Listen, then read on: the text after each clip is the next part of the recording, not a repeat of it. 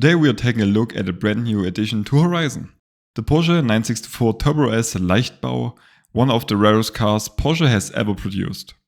Let's jump straight into the hardware upgrade, starting with the front splitter and the rear wing, for some much needed stability. If you've driven the monthly rivals, you probably already know exactly why we need that extra downforce. Now, I also have to mention those flat headlights. I'm honestly not sure why these exist. In my opinion, they look absolutely horrific. But let's move on to something a bit easier on the eyes. Next up, we are giving it some proper stance and grip. A better tire compound along with increased tire and track width. To wrap up the look and shed some unsprung weight, I went with the Work VSXX rims.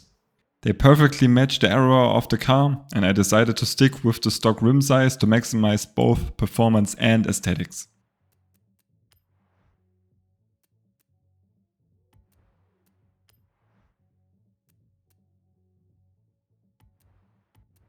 In the drivetrain department, we are maximizing everything out. Not just to live up that Leichtbau name, but to unlock lightning fast shift times and full adjustability for the transmission and differential.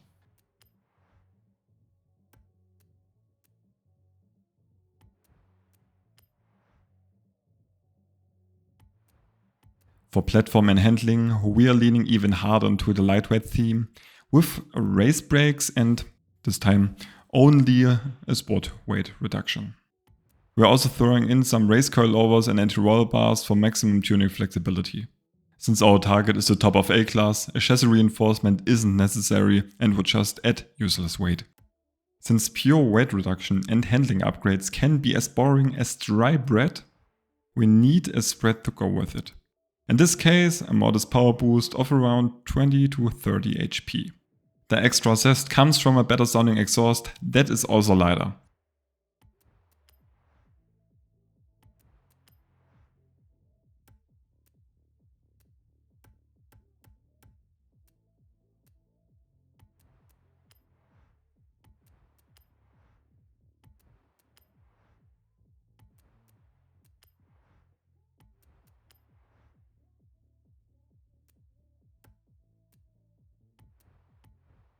And there you have it, the ultimate German dinner.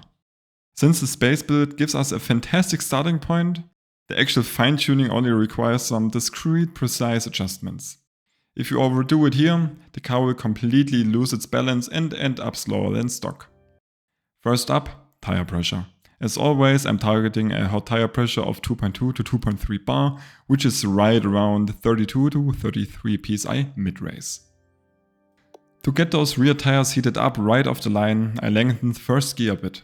This keeps wheelspin to a minimum when launching. You just want a tiny bit of slip to get some temperature into the rubber quickly. You also won't be seeing much of the 6th gear. I don't think I even shifted into it once. But if you find yourself flying down a massive hill, it's there if you need it.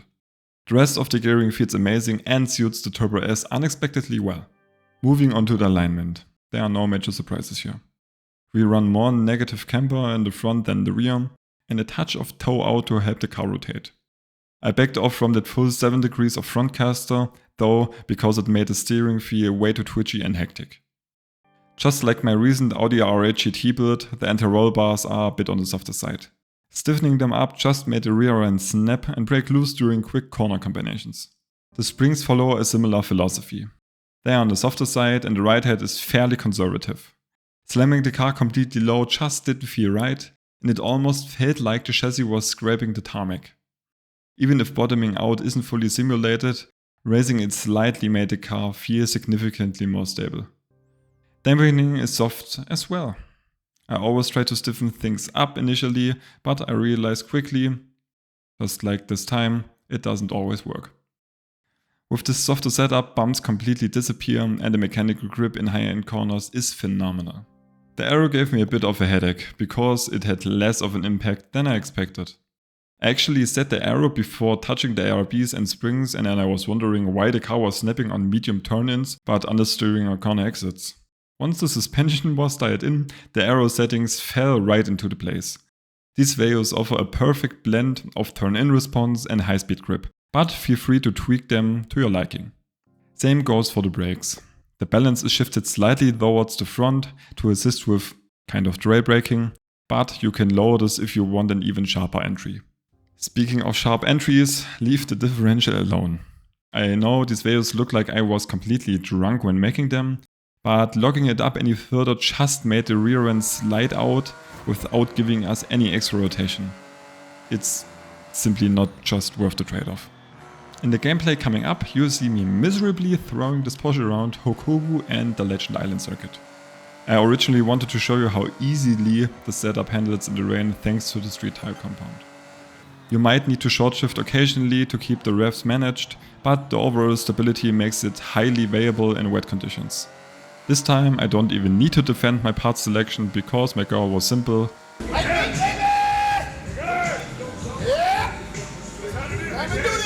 Anyway, that's going to do it for today. If you enjoyed the video and the tune, make sure to drop a like and subscribe to the channel. Let me know your thoughts or any questions in the comments down below. Catch you on the next one, but until then, keep the revs up high and the weight down low.